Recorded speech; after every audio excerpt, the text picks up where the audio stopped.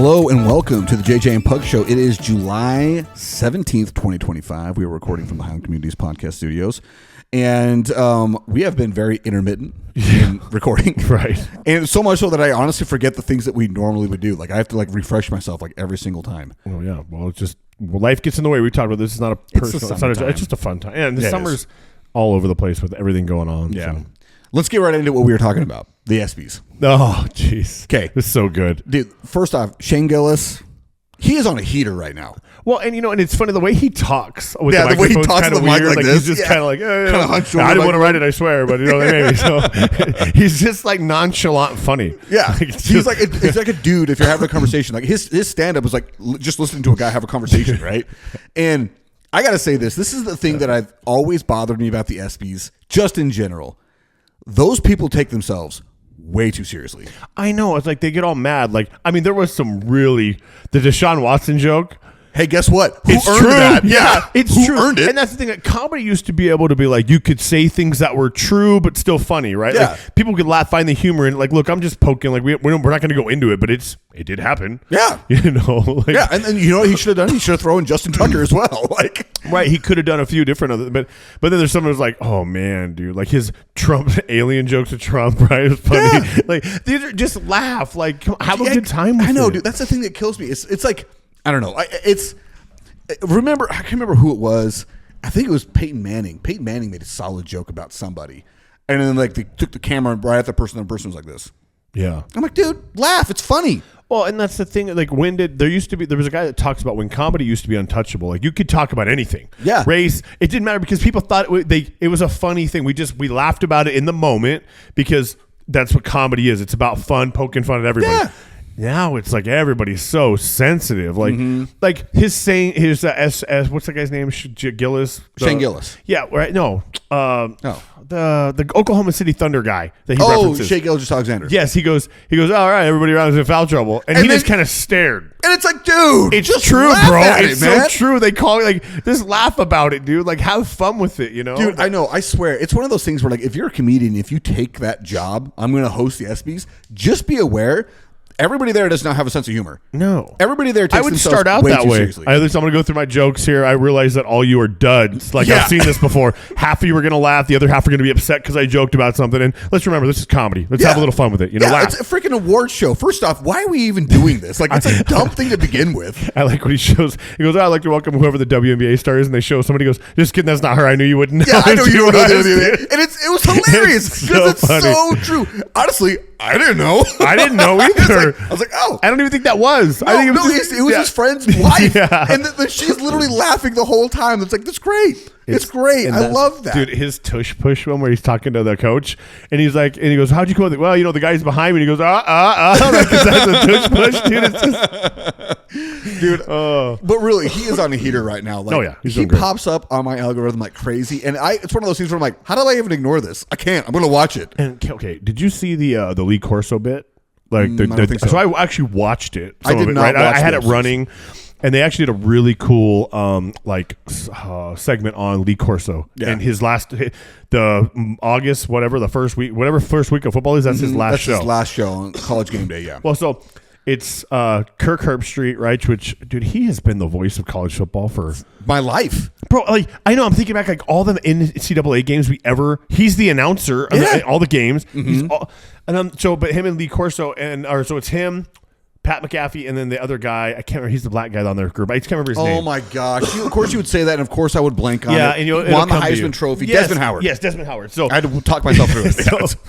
So they're doing it, and dude, I don't know what Pat McAfee is wearing, but I'm like, what are you doing? He's in of button-up shirt, black Wrangler type. No sleeves? No, but he's got snakeskin boots on and a big old belt buckle. I'm like, bro, you of all the things for you to come out and stand in the middle of the stage with, who let you out of the house, bro? Dude, I know he watches our show, so you just tell me. Come on, Pat McAfee. He is the definition, though, of a bro. Oh, he's awesome. In every way, he is a bro. Did you watch the home run derby? No, I saw highlights. Okay, so he was the host of the home run derby. I'm like, why did we get Pat McAfee? He's not baseball. I mean, I know he's like the all-encompassing white personality of ESPN because the all-encompassing black personality is Stephen A. Smith. Yeah. Let's just call it what it is. Yeah. Because once they have one person, that person infects every aspect of ESPN. Yeah. Right? And I say infect like a negative thing. You know what I mean? Like they're in everything. Yeah, and I only make that noise about Stephen A. Smith because I hate his takes. I just don't agree with a lot of what he says, and he's a cowboy hater. Oh, so like, and revels in it. Yeah, like so, like there's like he pokes even harder at me there, but they're both you're absolutely right. They throw him into everything when they're in it. They throw him into everything. They're in everything. Now listen, Pat McAfee being in football makes sense. The guy was a football player. Like I totally get it, and I know that he's got a sports talk show, and he's like me. Listen, he probably likes more things than just football. But why is he the presenter for the home run derby? Don't we have somebody from baseball that could be the guy doing this? Like it just is. The one thing I will say that was kind of cool. Did you see the belt that he gave? No, Cal Raleigh? Dude, you want to talk about like a legit? No, it wasn't like a fantasy belt. Football It was belt? a chain. Oh. It was a chain, and like the medallion on the chain was huge, and like this rotating baseball. It was just like, dude, that's pretty cool.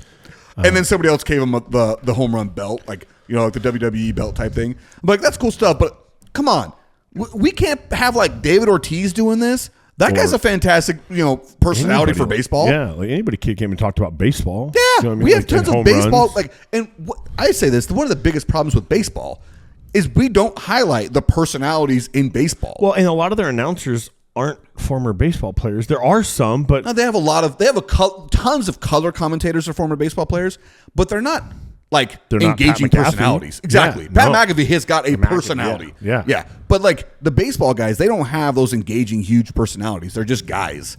And in a way it's bothersome because it's like we have personalities in baseball, but for some reason the sport doesn't lend itself to showing those personalities. No. It's kind of similar to hockey, where it's way more like a, hey, be subdued, be a part of the team type thing. The old unwritten rules of baseball are dumb. But the thing that I have enjoyed lately about baseball is like, hey, dude, let's get those bat flips. If you crush a home run, I want you to rub it in that pitcher's face. And when that pitcher strikes you out, he should be rubbing it in your face. I know this is an old video because I've seen it before, but it just came again on my feed. But the one where this guy smashes a home run, it's got to be a high school game. And when he rounds third base, the pitcher just freaking runs and trucks. I'm like, what are you doing? Dude, it is a solid hit. Bro, and you're like, what? Like, it's a cheap shot. Oh, it's the worst of and cheap it's like, shots. why? Like, dude, I feel like if that was my son, like, I would just want to pick him up and break his face. Like, you just ruined everything about character in your life, everything. Yep. You've made the worst mistake because of emotion, because you can't handle a guy smash it off of you. And in baseball, listen, there's a skill to it, a lot of it. It's so much. insane. But there's also a bit of luck. And, like, look, sometimes a guy's going to get lucky and guess the right swing and the right pitch. Dude, you may throw the best curveball ever, but if you left it was sitting and on he it. sat on it and smashed it, give him like, hey man, kudos to you. That was my best pitch, and you caught it, or it hung a little bit more. That's my bad. But to smash a guy around in third who's not even really gloating on you, and maybe he was talking the whole time. You can't count that. The one thing about the camera that made it hard is I did not see him at first or second base. Right. I only it saw wasn't him until at he third. rounds like second and is coming into third, and you get a Yeah. So you don't know what I have he's no saying. idea what he's doing. I don't know if he was pimping the crowd. I don't know if he was, But he earned that right. Hey, listen. I first off, I want to say I agree with everything you said. I would run. The lack of character shown by that pitcher was deplorable. However, I almost respect the pitcher for having that much emotion tied up in that game to where he was, because how many times have you seen pitchers talk and do nothing? There's like 2 instances in my life where I could see a pitcher actually did something. One, Nolan Ryan. That guy charged him, and guess what? He found out you don't charge Nolan Ryan. He found that out. And Nolan Ryan was an old man at this moment. Yeah. Like, okay, figure that one out. The other one, and this one was, in my opinion, way worse than the one kid trucking that guy coming third base, was when Roger Clemens threw a broken bat at a guy. The guy, he threw the ball. Angry. Yeah, dude, it was a total roid rage. Like, this was at the height of The roid steroids. era. Oh, what a great era of baseball. The best. If they go back to that, I'd probably watch more. Dude. Best era of baseball ever. Anyway, so like, but he picked up that broken bat, the barrel of the bat, and chucked it at the guy going to first base, who was going to be out. It was a ground ball, but like that was like, dude, now that's a complete lack of character. Like, dude, he's gonna get out. Well, that's roid. That's especially if you're gonna get out. Like, dude, just Just let him Pick get the out. bat up. Like throw the bat away. Like, Yeah, hey. or like carry the bat as a trophy and mock him with it because you just sawed his stick bat it in your back pocket and just walk to the mound and see what happens. Yeah, Like, dude. But like, again, I am not advocating. You're 100% right. He should have never done it. It's a total cheap shot. At the same time, it's like, hey, listen, man, if you're going to fight. But here's the thing. I'm okay. I'm more okay with it if he's rounding third and he's waiting for him at home and the guy sees it coming and it's like, here we go. Totally agree. That I'm Yeah. like, hey, we're cool with. Yeah. It's the mere like cheap shot at a 45-degree angle out the way where you don't. He's just at that point he's giving a high five to the coach on the third baseline and all of a sudden gets That's trucked. an ear hole tackle. Is what Oh that is. my gosh! Like, dude. that is in a a- cheap shot way. That's I like, totally agree. I don't want what I'm saying to come across as I disagree. No, with I you. know. I get it. fully agree with you. I love seeing emotion from athletes because if you don't have any emotion, you don't care. But he's DeAndre Ayton out on the basketball court. Oh, but baseball is not a physically emotional sport. Like it shouldn't be dude, a I'll tell physical you, like that. I disagree, man. That's football. Like you got like Now, that kind of the thing. difference with football is you get to show that. Right. That's what makes football Well, great. that's what Is I'm you saying. get Like, to show it. I feel like that pitcher would have been better off if he would have beamed him next time up at the plate. You know what I'm saying? Now, Like to me, that's a cheap shot. But- because that batter has to stand there. Right. To me, that is where I don't agree with hitting the batter. Well, let me explain my thoughts on this because it is a little bit more deep on this. If your guy gets hit by the opposing pitcher, you should expect the opposing team to throw out the next batter. I fully agree because guess what? That's the game policing the game. That's like in hockey. Right. You take a cheap shot, guess what's going to happen? You're going to get in a fight. The guy's going to pummel you. That's a part of the game. I fully believe that we should be doing that in baseball, and especially this year. Do you know how many guys the Diamondbacks have lost to injury list because they got hit in the hand from a pitcher and we did well, that's nothing? what sucks about you're right when it's like as a batter, like you're in a rectangle box, Yeah. and you have been you're hoping that pitch breaks, Yeah. because I mean you've sat on a curve, right? Like if you watch it coming at your you're like, face. "Oh, God," you know? and then boom. it, boom, drops. So these guys don't, and then they have what's the distance is what 62 and a half feet. 62 and a feet at a ball at 100 miles an hour that's coming in, and you have 1/10 of a second to react. Yeah. So, And like- if you don't get out of the way fast enough, that's coming right at your hands. And that's the what tiniest happened. bones that are Oh. easy to break. Like, so I look at it and say, like, okay, guess what? That guy hit my guy. They should be prepared for the next dude to get beat. Like Pedro Martinez, you don't hit my You don't hit my players. Exactly. Dude, he was angry. Dude, and I look at that and say, that's how you stop I understand. retaliation. I understand that.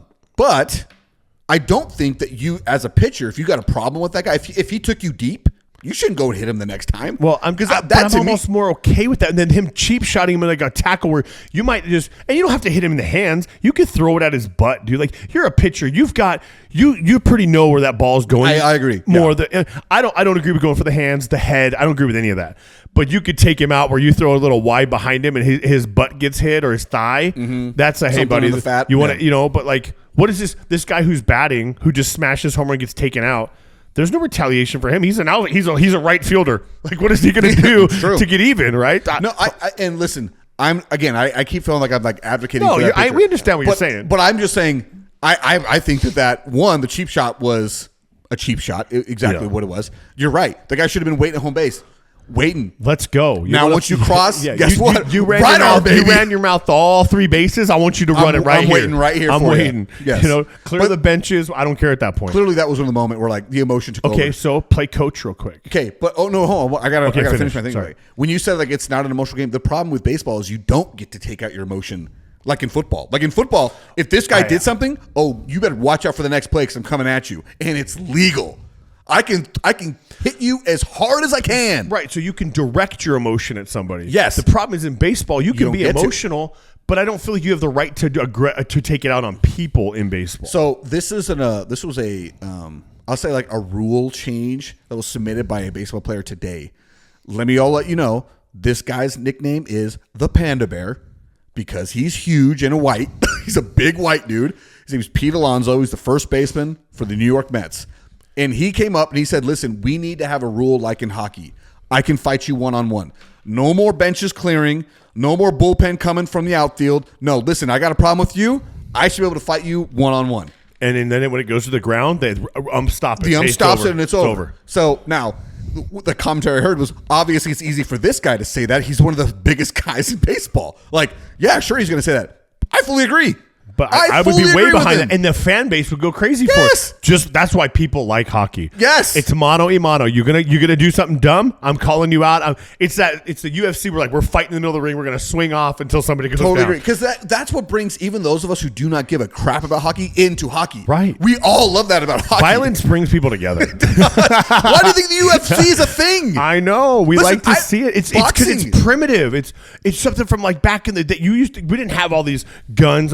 Dude, when you It's a true test of like it's a true test of masculinity. right. If you want to go, all right, let's step in the ring. You want to Yeah. box with Ali? Let's go, bro. Yeah, Like, exactly. You better bring your gloves. Now, there may be some Gretzkys out there who did not fight, but they had a couple guys on their team that were ready to fight, right? Which is fine. You don't have to be a fighter. But that's why they called it a goon. That was the guy's job. Yep. You are on this team to protect the asset. Yes, Like, yeah, you're a bodyguard. yeah, yeah. Somebody takes a cheap shot at him, you take him out. Like, we're expecting you to be ejected. exactly. Like, Yeah. You're going to be spending 2 minutes in the box. Yep. We don't care. That's why I like basketball. I got 5 fouls. I'm going to use them. You're going to take out. Yes. I'm going to use a foul, bro. Like, Yes, 100%. Like Yeah. that's the way I look at it. Like there needs to be some of that because the more we take it out, I feel like the less aggressive the game gets, which is a negative. Right. And I look at that from all sports.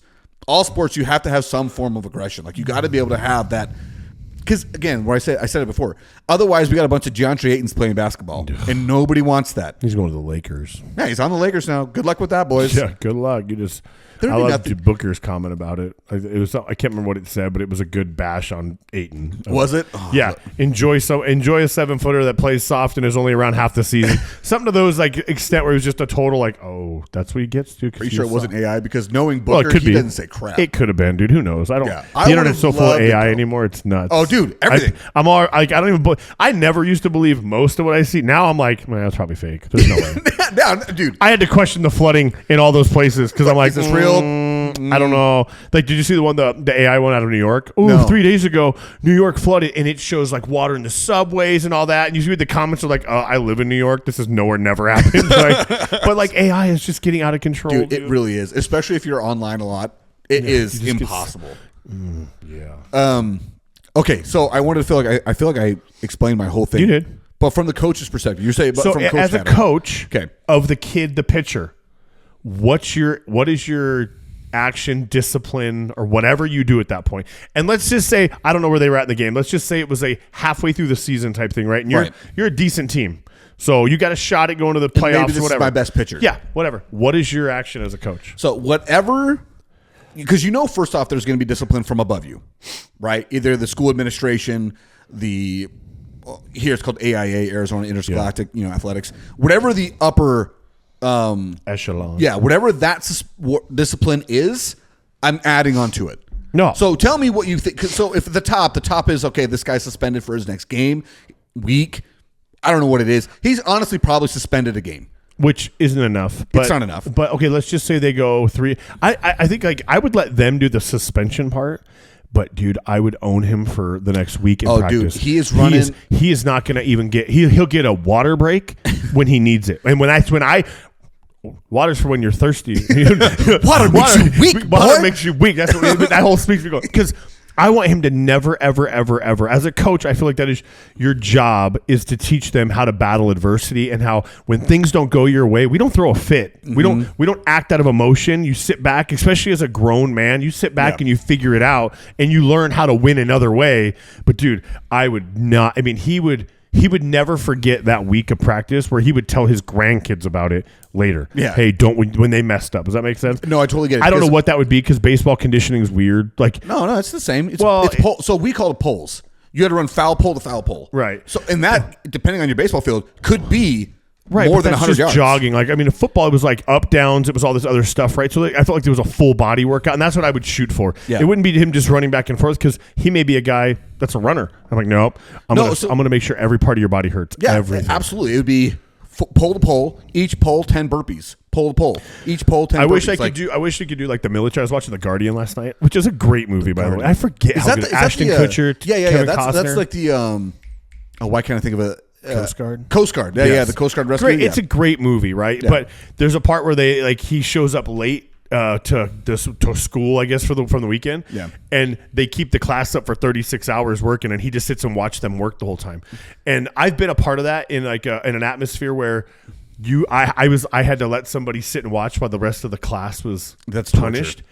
And what's funny is if you're a real team player, that destroys you. Yeah. But what's interesting is I had 3 people sit and watch because of what they did, and let the class get completely smoked. 2 of them were just totally. You could see it on their face. They was not okay. Like they was crushing them to see this happen. The one, I'm not getting it. More to 2. And I'm like, maybe it just makes you more mad, as an instructor in this realm. You're like, dude, I'm telling you right now, this is not. You see this, and you're like, I hope you don't make it at all. I hope you quit at this point, because you can just tell. At the other point, 2, they were just distraught, like they were crying, fighting back tears of watching their classmates just get demolished, and they're sitting on a cushion just watching. Honestly, that would crush me, dude. I know. I would actually get up and join. I would have to. So for the Guardian, you can't, like, I guess you could smoke the whole baseball team and just continually for the next 2 hours, I'm going to put a chair for you, and I'm going to let you throw your feet out because you threw a fit. So you're going to sit in this chair and watch your class throw up. And we're not leaving until everybody throws up. But you can't keep them awake for 36 hours. I will tell you this, though. As a coach, I could never do that to my team. I couldn't do that to the team. To me, it's like I could only punish the offender. I would not be able to do that to the whole team. What you're doing is punishing the offender way worse than you would physically. Like possibly. That's what I'm saying. So like you are more than now. It's about knowing your players. I think right. If you know this guy's not gonna, it ain't gonna affect him, then it does no point, right? But if you got a real team player that makes a bonehead mistake like that out of emotion, and you sit and you smoke, even if you smoke the team for 40 minutes, right? And he's sitting in a chair, bro. It just, you can see it on their face, like, I'm never going to do this to my team again. And that's what you're teaching these kids, right? Is you never want to have them do something like that again out of emotion or out of like whatever, right? You need to think before you do something, because in the real world, you attack somebody like that, you're going to jail. Mm-hmm. Like you just can't say, that's assault. That's assault. Yeah. You know what I mean? So you can't do that, but that's assault, brother. Anyway, but it's just curious as like a coaching. Because I think instinctively, like, and first thing is like, this kid is gone. Like, he's not even on the team anymore. We're making an example at him because I never want it to happen again. But that's not our call in a lot of ways. It's the AIA, it's whatever, right? Who says, okay, suspensions are 1, 2, 3 games. I mean, shoot, Lexi got in a fist fight and they suspended her a game and she defended herself. And I'm like, how is that okay? Like, I watched the whole thing happen. The girl swung on her, and then Lexi hit her 3 times after she was swung on. What are you teaching the school kids? That's fine with me. Yeah. But they suspended her a game, and I'm like, why? You have a video camera that you watch the whole game. You can literally zoom in and see her get attacked and her defend herself. Well, it's just our way of making everything equal. No, that's not equal. That's not equality. That's not equality. That's what you call fair, because it's subjective and it's wrong. Mm-hmm. That is not equitable at all. She defended herself. Yeah. But anyway. So. Who is that? Oh, sorry, I was just having this conversation with somebody about the difference. Oh, no, never mind. It was basically about saying, if you want equality, equality goes everywhere.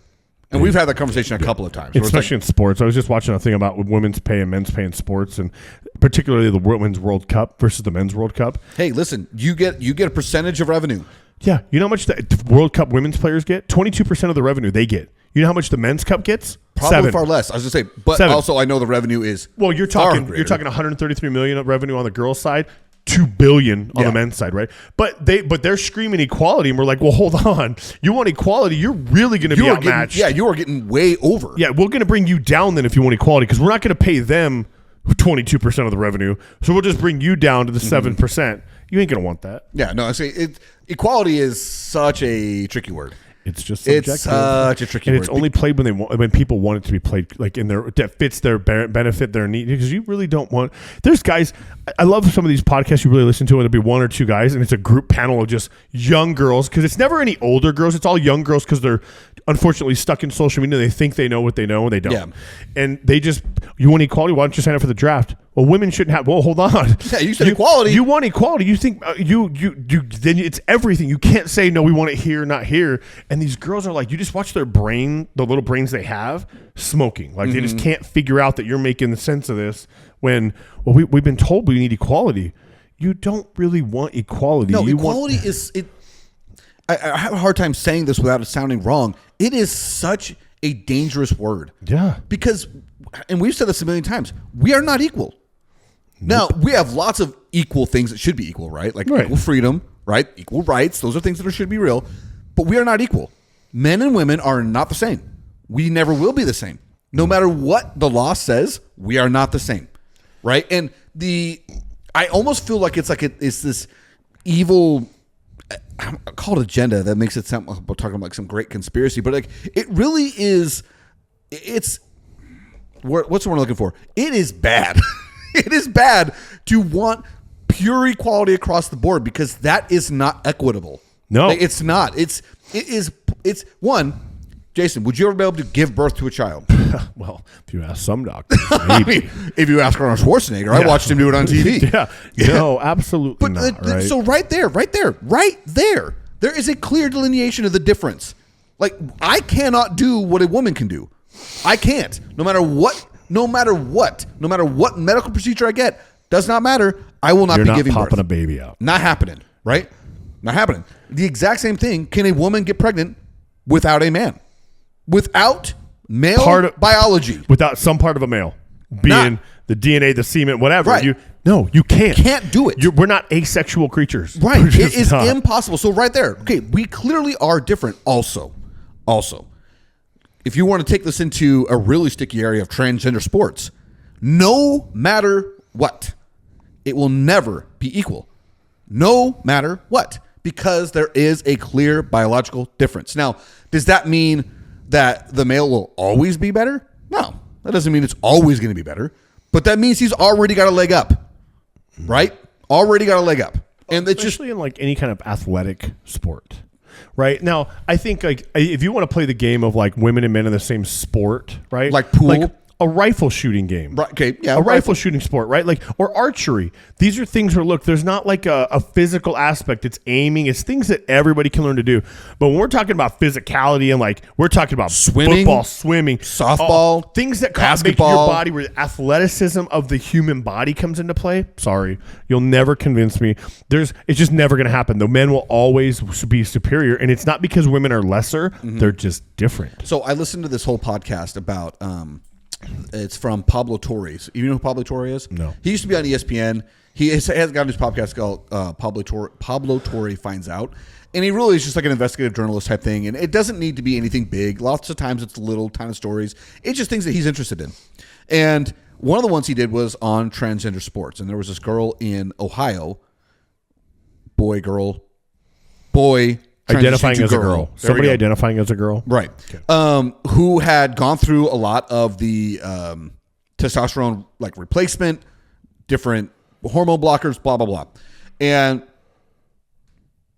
I wish I could remember the person's name because it'd just be so much easier. The boy identifying as a girl said she should be able to play pro or high school sports. And she was allowed to after lots of different hearings, blah, blah, blah.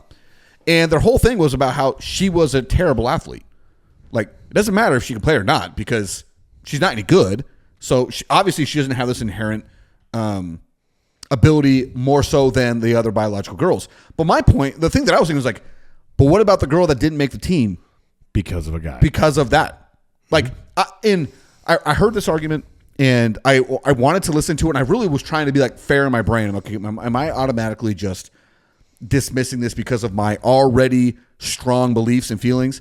And the more I thought about it, I'm like, no, I don't think I'm being ridiculous about this. Listen, if you are a boy or if you are a girl who thinks that you are in the wrong gender and that you should have the ability to join a sports team of the gender you believe you should be, and it shouldn't be disqualified because of your biological gender, you can't say that's unfair.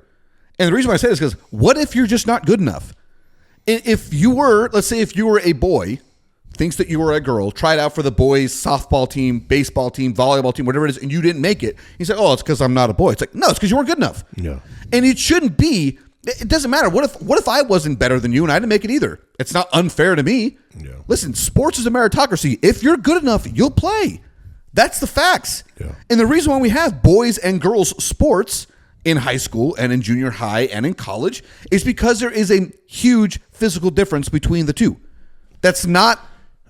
I'm not saying anything that's controversial here. No. So I just look at it and I say, I just don't see why this is a topic. It shouldn't be a topic. Well, if you are a girl, born a girl, you will play girl sports.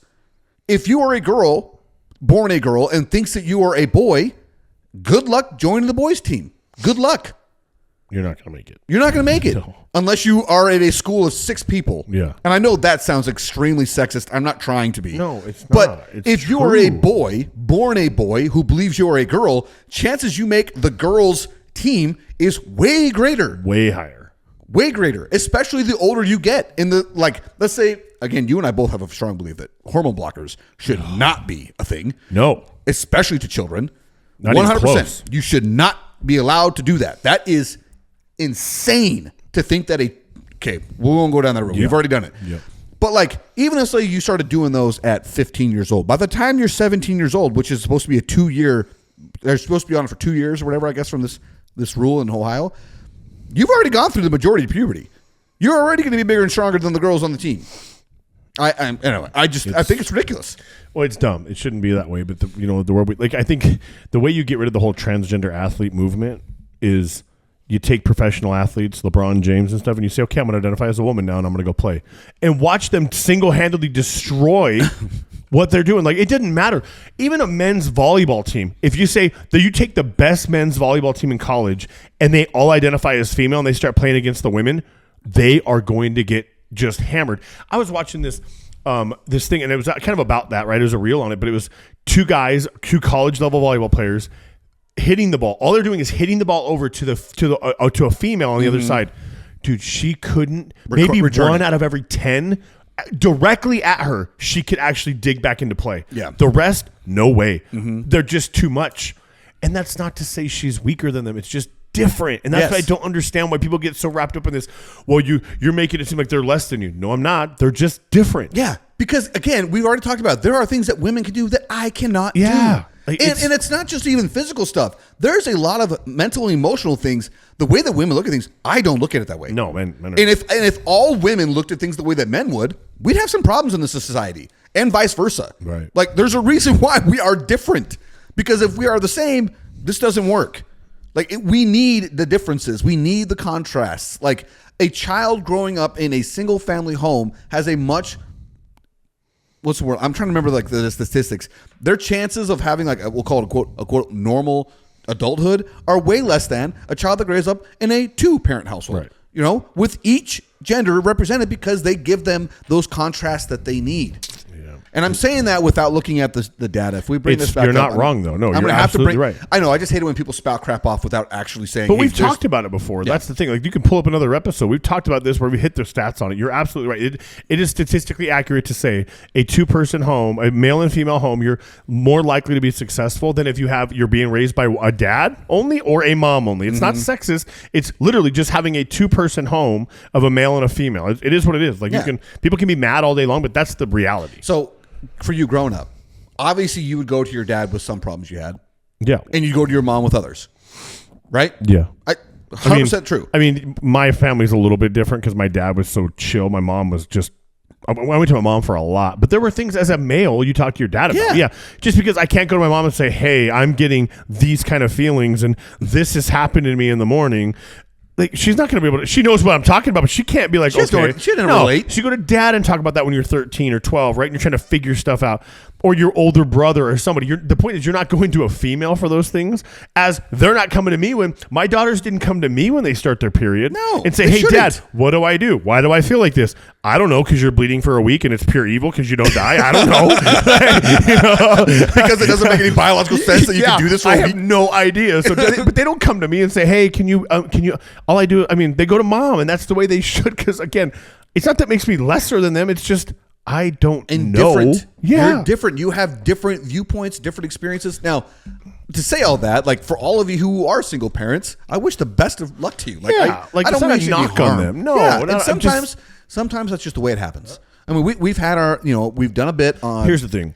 When we say single parenting, I'm talking about an absentee father or mother. I'm not talking about somebody that has a divorce and they're split custody, because the male and female are still in their lives. As long as you're a good dad and you're a good mom, that's at least for me, that statistic doesn't reflect that. It reflects an absentee father or an absentee mother, not somebody that's, hey, we have a split household, but we're working. No, you guys are doing fine because they have somebody there. It's when they have nobody. in certain cultures that disappear, or their families that say, nope, we're out. Gave a baby, I'm out. Those are the people we're talking about. Unfortunately passed away early. Right, something like that. You're 100% right. What we're talking about, we're talking about actual single parents. Yeah, where the other parent is gone. Gone. Yeah. It's funny, we talked about this earlier. I said, dude, we've only got one thing on the conversation list. We haven't even touched it. And we're 35 minutes in. And the one thing you said when I said there's like, it hasn't stopped us before. My response was, and it never will. No, it never will. We'll always talk. We had something else we were talking about before we hit the records. And I don't remember what it was. A lot of it was the ESPY talk. But we were talking about that. And I said, hey, let's pause and we'll talk about that later. But it doesn't matter. Okay. So this was a question, a topic brought up by one of the listeners that wanted us to talk about it. And it's kind of a blind reaction from you. If we want to have it in deeper, we can do it deeper later. And we'll actually come together with some real thoughts. But just off the cuff, if you were to remove Kobe, LeBron, and Michael Jordan, they are not in the topic of conversation. You cannot say that these are the great. Who would you say is the greatest basketball player of all time? This may not be popular, but the first name that comes to mind without reading anything. I wish it was the same as mine. I want Shaquille O'Neal. Oh, not the same as mine. And the reason why is because of what he did. He was so dominant of just an all-around basketball player. And yes, you didn't ask him to tear. He's not a point guard, but when you look at his stats, physical his domination, numbers, and physical domination for his position, like, dude, it's hard. Like, you just like. Wow. Yeah. There's the smart aleck of me. And you could talk about different plays of Allen Iverson was a ball. He was just different, right? Like AI had his own answers to things. You have Kevin Garnett's of the world, or you've got these guys that are just different in their own, or Dirk Nowitzki, right? Like somebody that just game changer people. But for me, it's Shaq. Like, you're like, dude, I'm sorry, but there's like nobody could guard Shaq in his prime. Nobody. It didn't matter who you were. He was the Jordan of the centers. He just wasn't the guy that got the ball up and had 60, 70 points every time, so you don't hear like these three names. But that's me. There were three names that I came up with, and I settled on one. Shaq was one of them. I thought of Shaq because, again, pure physical domination. Just the size, the strength, the speed. It was impossible to find a comp in, I think, of all of basketball history to somebody that was him physically. Like, now, skillfully, Shaq was super skilled around the basket. If you got him outside, dude had he no wasn't shot. making a free throw on you. No, if he couldn't shoot 50% from the line, imagine what it was with a jump shot. Which is weird when you think it was all because they blamed it on his height, remember? Because he had to shoot down at the. Now you've got 7-footers that are like 90% from the free throw. Yeah. The way that Shaq always put it is like, if I could shoot 70%, then I wouldn't have been humble. This is the way God's keeping me humble. And I'm like, no, it's because you didn't want to work on your free throw, bro. No. Why am I going to worry about free throws when I can just dunk over everybody? Yeah, literally. And knock everybody around. If I'm averaging 30 points a game, shooting 50% in the line, like, what? Who cares? Yeah. That was him, and then the other one I thought of, and it was a lot of it had to do with just length of career, things that they did during their careers. Kareem Abdul-Jabbar. It's hard to dismiss what he did over the length of his career, especially when in his time you had to play 4 years in college before you came to the NBA. So he dominated college for 4 years, and then came to the pros and dominated the pros for like 18 years. Right, all-time points leader up until LeBron passed him 2 years ago. Only because he played longer. He played like a season longer. Yeah. So like I had to say like, okay, you can't just dismiss that. And there are people who say, well, what about Wilt? I'm like, I don't know. My thing about Wilt is like, okay, he played against like 18 teams. The circulation of basketball wasn't that great. So it's hard for me to say much positive or negative about him other than like, okay, he existed. He was dominant during his time, but he also got dominated by the Celtics and Bill Russell. So, but the person I landed on, Tim Duncan. The Mr. Fundamental, the big fundamental. Yeah. And he's, again, one of those guys that you're just around the rim. Like, and not only that, but did you remember the three he sunk? It killed the Suns, knocked us out of the playoffs. Like, he is probably the most anonymous, greatest player of all time conversation ever.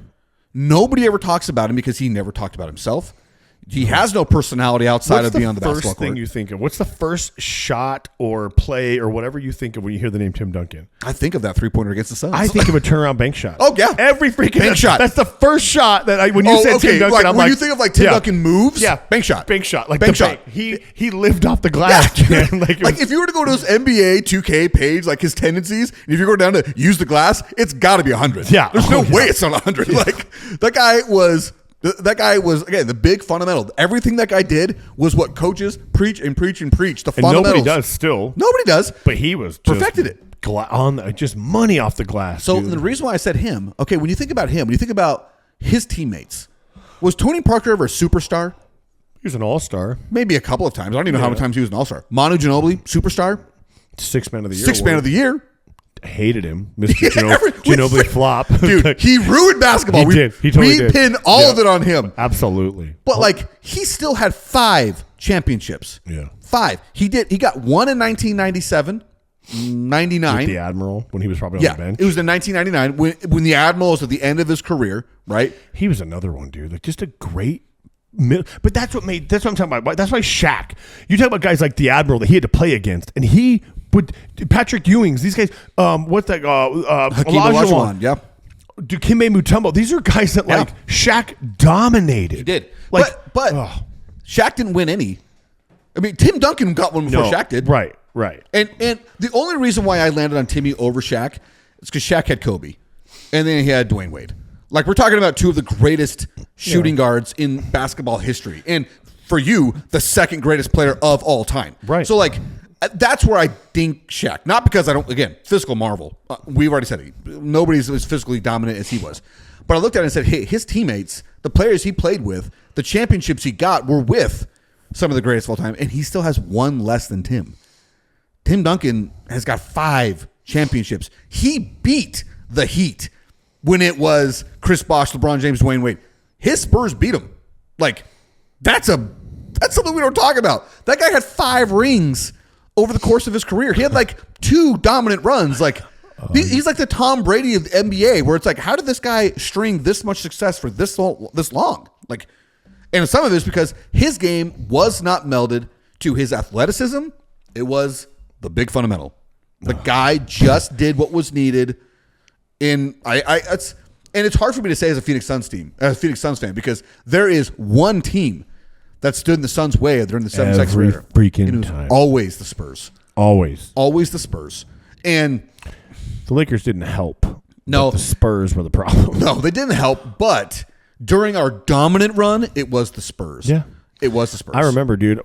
Jana was pregnant with Allie. And I'm in the hospital room in the air because I think we went for like she was having contractions, but we didn't have the baby then. I don't think. Well, it was May. She could have. Yeah. It was close. So like we're in the ER, right? And they're worried about her, and I'm like, where is a TV? Like, listen, I'm not waiting on the doctor right now. Like I need a TV. Like turn this thing on. Like the Suns are playing the Spurs right now, dude. Like I'm like listen. What year was this? Is she good? This is 07. 07? Yeah. Oh, yeah. That was right in our prime. That's what I'm saying. So, like, I'm sitting here, I'm like, listen, is she breathing? She's good. Okay, she's good now. Where's the game? Like, you know what I mean? Like, give her an epidural, bro. Give her what she needs, man. But I need to know. I don't care at this point. I just need to watch the game, man. Dude. And it was the Spurs that stood in our way, man. And Tim Duncan was, I mean, I would say this first championship, that team was still, it was still the Admirals team, David Robinson's team. Yeah. But the Admiral did nothing in his career until Tim Duncan got there. Mm-hmm. Like the Twin Towers. Remember they call it the Twin Towers? Like, I just say, to me, it's Tim Duncan. And if we want to go deeper into this and like really, no, I think that because there's conversations, there's definitely arguments to be made for Magic. Oh yeah, for Larry. But like I have a hard time sometimes when you take about the old school guys, like those guys. Yeah, because Jordan kind of played in both of the hard era and 90s, so but like the Birds, the Johnsons, the Chamberlains, it's like the athleticism pool was so much different then. It's like you almost need era goats to an extent, right? Yeah. Because the game had evolved so much more that I do think that if you took a LeBron James and you put him in a Wilt Chamberlain world, LeBron, nobody can keep up with him. Yeah. Like, it didn't even funny. Like he didn't even need to pass the ball. Yeah. So that's hard to do. But the problem is I don't feel like Kareem or Wilt, if they came into LeBron's world, I don't know if they'd be as successful. They probably would still be good. I fully agree with that because the skill set of a 7-footer now is like look at Victor Wembanyama. That bro is drilling threes at a 40% clip. Like or like you have on here, the Slim Reaper. The Slim Reaper, right? Dude. Like Kevin Durant was the first of his kind at that 7-foot range where he could. You didn't have to just wait around the rim. Like that guy could shoot from every level, from anywhere. Yeah. Yeah. So, no, I fully. There's 2 players that I would take from old school, and I think that they would drop right in today without any problem. When you said like going back, yeah, and I just had a Bird and Magic. You could drop those guys in any era, and I think that they would dominate in any era. The thing with Bird is he has the attitude for it. Yes. Like he was a prick. Yeah, like, he was. You know what I mean? Like, yes. But like he had to play that. I think he knew that was his persona. Like, dude, he was gonna tell you he was gonna shoot in your face, and he would do it. And he was gonna do it. Like that's he's gonna play a whole game left-handed because he can. I think so. I'm telling you, the book Relentless. I don't know how to read her, but that book by Tim Grover talks about being relentless, and he specifically names a few people of this kind of modern era. Yeah, which one is not LeBron James because he doesn't have that kill factor, that the Dwayne Wade factor, the Kobe factor, the Jordan factor. I would specifically call the Kobe, the Jordan, the Bird. Yeah, and Bird would be in that group. I think if he was part of that, if Tim Grover had worked with him, he would say Bird was one of those guys. Yeah. Like just stone cold, like I'm coming for everything in your nest, bro. Like I don't care. That. I've never heard that phrase. I'm coming for everything in your nest. I love that. You know what I mean? Like that's because he has that. And that's for me, and that's why I'll always put LeBron number 3 is because you can athletically, statistically, he's great. But part of the game is a mental thing and like your ability to just go for the jugular, and he don't have that. He shoots the ball like that sometimes, but it's the mental, like the Mamba, the go, like it's just different for me. Like I love that persona. I do think it's hard to really have that conversation because the difference with Kobe and LeBron, when you're talking about that mentality, Kobe didn't have LeBron's physical attributes. No, he doesn't. Nobody did. Jordan didn't either. No, but Jordan, for his time, was one of the elite athletes in the game. Okay, when Kobe first came into the league, we looked at this guy as a high-flying, like athletic guy. Kid. Yeah, and then that stopped. I don't even remember when it stopped at maybe like 22, 23. Maybe it stopped during the rookie year incident in Denver. I don't know. I'm just saying that there was a point where I looked at Kobe. We'll call it an incident. It was. I don't want to denigrate the dead. It was alleged. Right? But like, allegedly. But like when I think of Kobe, I don't think of him as this elite, crazy athlete. When he first came into the league, I did, but it faded fast. He was super athletic, but no, I would say he's not an athletic specimen. No, like there's Jordan a reason why he was like the 13th pick in his draft. Right. I don't remember where he was. It was not the first or second. No, he was a later lottery round pick.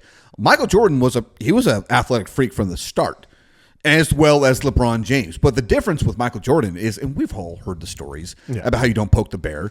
And the minute you did some trash talk, your game was over because that woke up, Mount Vesuvius, Michael Jordan. That's kind of Kobe, though. Kobe had that ball, when he gets the ball shoved in his face by Barnes on the play, dude, he didn't even flinch. Like he's just stone cold. Like I gotta be honest, that is to me truly one of the most like baller, bro. That's pretty best. Like this guy is faking a shove. Like, dude, we all flinch if it's at your chest. He faked it to his face, and he didn't even even move. Like he's like just stared at Barnes' face. I don't think some of it is because like, listen, if you do throw those, first thing that's coming back is a hand in your face. Bro. I'm be sure, ready for it. But you're still, if you take a ball off the nose, Kobe's going to need a minute. It's going to hurt. Yeah, no doubt. It ain't going to be an instant swing. It's going to be watery eyes immediately, right? That's why you go for the nose in a fight. First thing you do, right? Headbutt somebody in the nose, everything changes. Oh, yeah. But that's where, but he just doesn't. So that mentality is just, that's what puts him above LeBron for me. It's not the athleticism. It's just. No, I've always understood that argument. It's mentality, and it's just. I've always understood it. I still disagree because I do look at the overall player and I say LeBron is a better overall player. But I've never disagreed with your the reason why Kobe was as great as he was is it was because he had to get every single ounce of everything out of his body, and it was all mental to do it. Well, it wasn't because he was an elite athlete over the guy across. If you play LeBron 1-on-1 and he beats you 9-10, he's cool with it, right? Or 10-9. Yeah. If you play LeBron or Jordan or Kobe, if you score 1 point, they're pissed. Yeah. Like they are not like I better beat you 10-1, and the one was because you got lucky on a turnaround shot with your eyes closed. Like that was just their mentality. It was like, no, you're not going to score on me. You're not going to go past me. You're not going to do any. I'm going to outwork everybody in the gym. I'm going to be the hardest. And think about Kobe and Jordan is like, dude, they were the best of their time on their teams, and they're the first guys running sprints. They're the last guys to leave the gym. They're the first guys to show up. Like that just says a lot about what you. Like about a person. Zero disagreement on that aspect. I just can't. I won't deny that. One thing I say, obviously LeBron's got a bunch of competitive in him. Yeah, because he has to. You don't get to where you got until you got. I agree. I'm not saying but if you were to compare it, it's hard as a person who doesn't know any of these people individually. Right. I've never met a single one of them, but just watching their play on the court, knowing what we know of them, I couldn't disagree with any of that. No, and LeBron's a smart player because the way he's adjusted his game to faking the fouls and stuff because he knows he's going to get the call.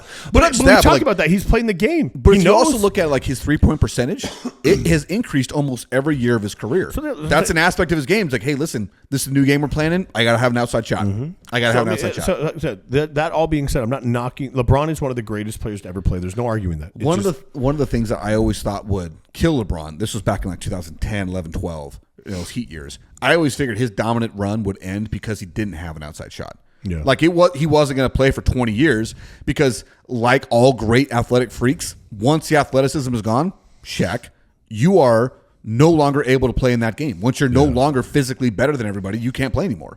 And the thing that I would give so much credit to LeBron is that has evolved. He's been able to evolve a player of, I was once the most physically dominant player of this game. I'm not anymore, but I'm still, dude, he is a third team All-NBA in his 21st year in the NBA. Unbelievable. Unreal. And for his body to be able to recover after game, he's a little bit older than we are. Or maybe a little bit younger. No, he's a little bit older than us. But and for him to be playing at that level, still commendable all day long. Yes. No, you can't take that away from anybody. I just feel like I got to give him his flowers. He should be golfing now, which he started and it's terrible. I bet. His swing is terrible. And it should be because all he's ever focused on is basketball. Right. He's got a cigar in his mouth half the time and he's just swinging, just swing. But that's actually one of the things I've always found crazy about elite athletes is they still all smoke cigars. Because there's no inhaling, so they're really not doing anything to their body. You smoke a cigar. Most people, most people that smoke cigars, it is a puff and blow. There's no inhaling like a cigarette. It's literally almost like you just must like the way the taste of smoke. Because, I guess. You just educated me. Have you ever smelled a real good cigar? They smell really good, and you taste it. I can see why guys just have one in their mouth. But the smoke part of it.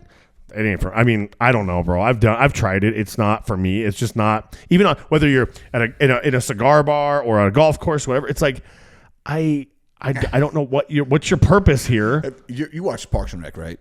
No. Oh, you never did. What is it? Parks and Rec? Oh no, I never did because it's hard to get into the first season is hard, and but you have to power through it. Once you do, oh my gosh, it's so good. Anyway, there's a guy in it, Tom Haverford. He's Aziz Ansari, the little Indian guy, and he's all about the status, right? And there's one episode where his big goal is to be able to become a part of the Pawnee Smoke Club or whatever it is, the most exclusive cigar club in the whole town, right? And he never gets into it, but at the end of the episode, Leslie Knope, Amy Poehler, the main character, is like, "Hey, you know what, Tom? You did a really great job. Here's your smoking jacket and a cigar. Let's sit down. Let's puff these." He gets down, puts it in his mouth. It's like, I really don't like this. That's what I thought of him. Everybody aspires to this, and you do it. You're like, not what I thought. Yeah, I don't know. It's just not. So I get it. It's a cool thing for people to do. And again, there's really no health decrease in the sense of most people just literally it's in and out. There's no swallow, inhaling, breathing, letting it get into your lungs because there's no nicotine in cigars like that. I guess I don't know enough about cigars. No, I'm almost positive there's not. People aren't addicted to smoking cigars like they are cigarettes. Yeah. But I could be wrong. Like I said, I don't smoke them enough or have smoked them enough. I probably smoked 4 cigars in my entire life, and I'm like, why? We are going to do the most cheap of all Google searches right now just to see, is there any nicotine in weed? Not weed. Yep. Cigars. Let's see. Yes, cigars contain nicotine. According to Google AI, which we all know is terrible. But let's see. The Mayo Clinic. A single full-size cigar can be made as much as can contain as much tobacco as a full pack of cigarettes. Wow, how about that? See, they say so a cigarette has between 10 and 12 milligrams. So let's see. Is what is cigar smoking safer than cigarette smoking? No, cigar smoking is not safer than cigarette smoking. Again, this is according to the Mayo Clinic. And I guess nicotine's just in tobacco. I'm sure. I didn't know it was. I thought it was an additive that they put in it to make people more addicted to the tobacco, but I guess it's not. Oh well, not important. Do you inhale cigars to smoke? No, you should not inhale cigar smoke. So you are getting some kind of nicotine hit, but you are not inhaling it like you would a cigarette. So it's going to be less detrimental, but probably still detrimental. Yeah, probably in the long run, still not a great thing. It is, again, I shouldn't be surprised by this, but somehow I am surprised the fact that we had one topic to talk about. We talked about it briefly. We are coming up on an hour. No problems, bro. No problems. So for all of you that wonder, how did we come up with this? It is literally just us sitting down and fly talking. by the seat of our pants. It's 100%. Literally, it just, and the problem, we go down these holes. I'm coming back. Yeah, we literally just got to talk about cigar smoking. Yeah, we mostly circle back to whatever we started with. Sometimes I'll be listening back to this and be like, how did we not pay that one off? Oh, well, whatever. It is what it is. All right, man. I got nothing else. No, me either, man. Hopefully we'll get together a little sooner. It's just like it's summer. Yeah, my kids go back to school next week, so. Dude, my kid starts college. You want to talk about that? Bro, you have a kid. You just had a newborn, and I've got a kid going to college. I got a kid that's going to be 6 months old in like 2 weeks, and you got a kid going to college. Yeah, and dude, it's weird. She doesn't live at home right now because she's been staying at the Ross house. Mm-hmm. And I'm telling you, it's just a weird feeling because every year of her life, you walk past her room and she's in her room or she's up, and now it's like, hey, Dad, I'll see you tomorrow. I'm like, huh? Like, wait. I'm like, who's over at the house? Because she's by herself, and I'm like, she's like, don't worry about it. I'm like, she goes, I don't have to tell you, and she's joking. Yeah. But at the same time, she don't have to tell me. Dude, like, she's out on her own. I'm like, okay, like and this is as a parent, you're like, all you can do is you've raised them what you think is right. You hope they make good decisions, and if they're ever in a jam, you hope they call, right? Yeah. No matter what, because. We'll figure it out, but let's just make sure you're safe and home before we figure it out. Yeah. What we should do better next time. But yeah, she's a good kid, but it's weird, man. Dude, what you just said almost like made me cry when I'm thinking about, dude, one of these days my kids are gonna be out, and I'm just gonna be crossing my fingers I did a good enough job. Well, and the crazy part is it's not when they're 18; it's when they're 16 when they get a car, dude. Because you have no control. Like you're literally saying, okay, well, here's the keys to the world, and just get back safely. Because once they leave your driveway and they get out of sight. They just literally can do whatever they want. Yeah, you're just crossing your fingers and praying. There are apps like I'll tell you, Life 360 is a great app, and I wish they'd sponsor us because I'm throwing this out there. But it's a yearly subscription for whatever minimal $100-$200 a year. I said a month? No, a year. But it's like, dude, it gives you it tells you how fast they're going. You can set up geo fences at places so you know when they arrive somewhere. They don't have to tell you. Oh, hey, like every time they go to the Ross house, it says arrived at the Ross house, arrived at the gym, arrived at home, whatever. Right? So those are super nice things, and it tells you their speed, how fast how many times they pick their phone up when they're driving. If you really wanted to get into the weeds of it, right? So those things are great for now, but it's still, they literally can just do whatever they want. And I don't watch that app. I feel like it'd be wrong to helicopter parents say, why are you going down Queen Creek when you should be going down Ocotillo? Like, I don't care. Like, my wife and I don't do that at all. Like, it's just for, well, if we need to know where they're at, or if, it tells us, hey, they're home. Hey, they just got here. Yeah. But yeah, dude, it's one of the things that I look back and I think about, like, how did my mom and dad just, bro, they were just fine. Let you go. We were just gone. I mean, we talk about all the time about 90s kids. But you just didn't know what you don't know. No, we don't know what we don't know. But at the same time, like, my parents didn't know either. Like, we just were gone. And I truly want to know is, because statistically, crime is down across the country. And it's been going down. Donald Trump. Just kidding. Well, I mean, but it's been going down for years. Kidding. I know. I'm just so kidding. Like, there's less crime, but yet we know more about the crime. Is there less crime, or is there more people getting crime? So therefore, crimes are maybe the same, but the number is going down because the amount of people we have that live here. The number would statistically go drop. Well, not really. Crime stayed the same. Because the rate is the rate, right? The crime rate is going down. Like now, total crimes probably higher, right? Because there's more people, but the crime rate itself is actually dropping. So it's like, if that's the case, like, should we be as worried as we are? Is what I'm asking. Like, is it because we are inundated with so much information, true, false, fake, whatever. Yeah. Like, there's so much thrown at us that we are paralyzed by the information when the reality is such that, like, listen, if I wanted my kid to go ride her bike to her friend's house, I shouldn't worry about it because the reality is it's not any different. If not, it's a little bit less so than when I was a kid. I mean, I don't know. I also grew up in the middle of nowhere. Well, so did I. Like, I grew up in we would literally leave, go hiking in the woods, and we'd be back by dark. And it was just weird to think that, not like my mom could ever call and say, hey, were you guys good? Or hey, No, it was, we'll come back when we're hungry and we'll be gone and we're going to just go play. The joke we is, probably never got outside of like a 1 mile radius of the house, right? But it felt like we were forever far away. Yeah, well, I mean, the joke is, and you and I never grew up around streetlights, so I don't know that I could actually, but it was always when the streetlights come on, get home. It was when the sun goes down. Right, but my thing was exactly that. When the sun starts going down, go home. Like, when you could tell that it's kind of sunset. Well, they told you, your mom was like, hey, when you got up, you eat, okay, good, get out of the house, we'll see you later. Like, you're not sitting in here. Oh, my gosh. And I love how they're like, well, it's hot outside. I remember running from yard to yard, barefoot, just getting onto grass because it's the middle of the concrete, just to try to get somewhere, or building little ramps with one brick in the street still, like in the middle of summer. It wasn't like, oh no, we can't go outside because it's hot. So just this last Monday, right? We have a sales meeting every Monday with the sales team and everybody involved, right? And my dad's talking about how all the grandkids were at his house on Sunday playing football. And, you know, it was a hot day on Sunday. Not terribly hot, but it was a hot day. And everyone's out there playing football, and my mom's just worried, like, all these red-faced kids. And like, oh, my goodness, are they going to live? And I look at my dad, I'm like, Dad, we weren't allowed to come inside in the summertime. Like, that was forbidden. That was my same mom. I grew up in the same house. What has changed? Like, what the crap, Mom man? got soft. Dude, I'm so soft. That's what happens when you become a grandparent. But, dude, because I tell you, like, I was not allowed inside. You're hot? Good. Go get in the shade. Go drink from the hose.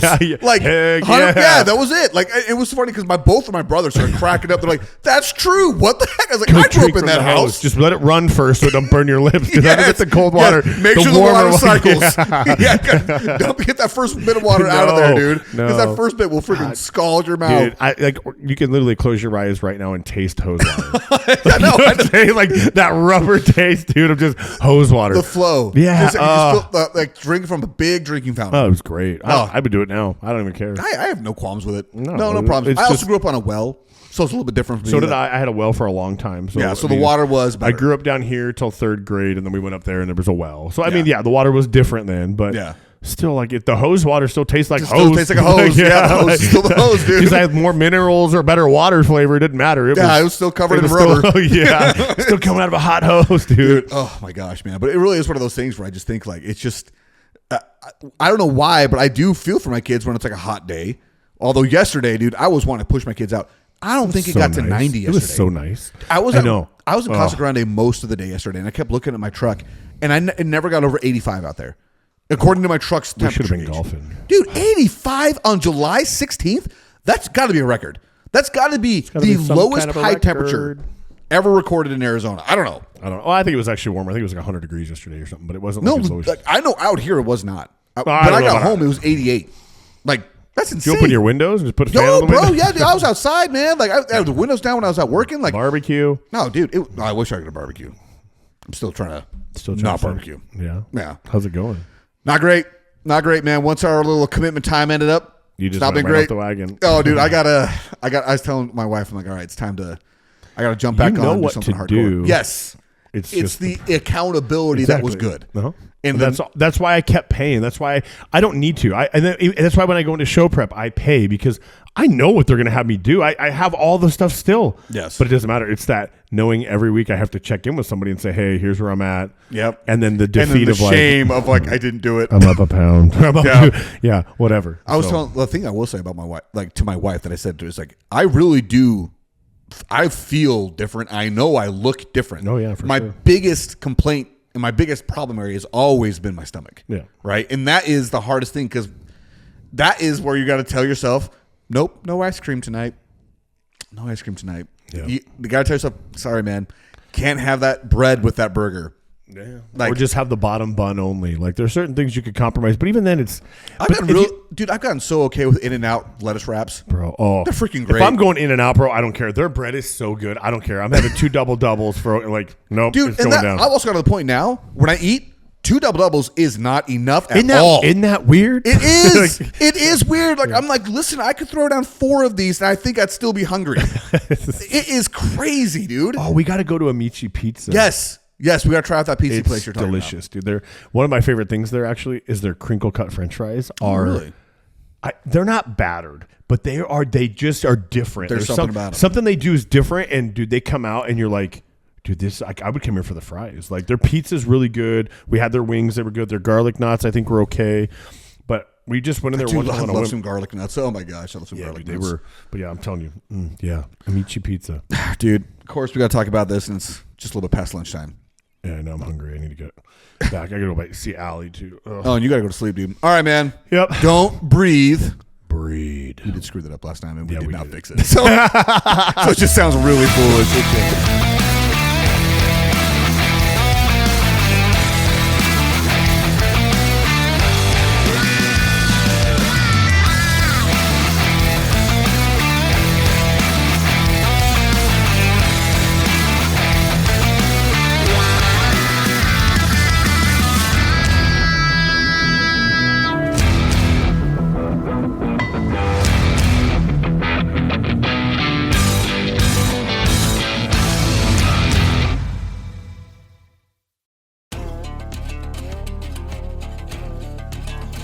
The JJ and Pug Show theme song is written, composed, and performed by Lane Hartman. Thank you to Highland Communities for the support of our show. You can find the JJ and Pug Show on Facebook, Instagram, and TikTok, and anywhere you listen to your podcast. Just Google us if you're confused. Remember to share the show with your friends and family. Subscribe wherever you listen. Buy a shirt, reach out to us, and place an order. Each shirt is $20, and if we can hand deliver it, we will, but if we have to ship it, it'll be $25. If you're able, feel free to support us by sending a donation to us by going to kfo.com/the JJ and Pug Show. That's ko-fi.com/the JJ and Pug Show. And thanks again to all who listen. We really appreciate your support for our show, and we hope to continue to grow.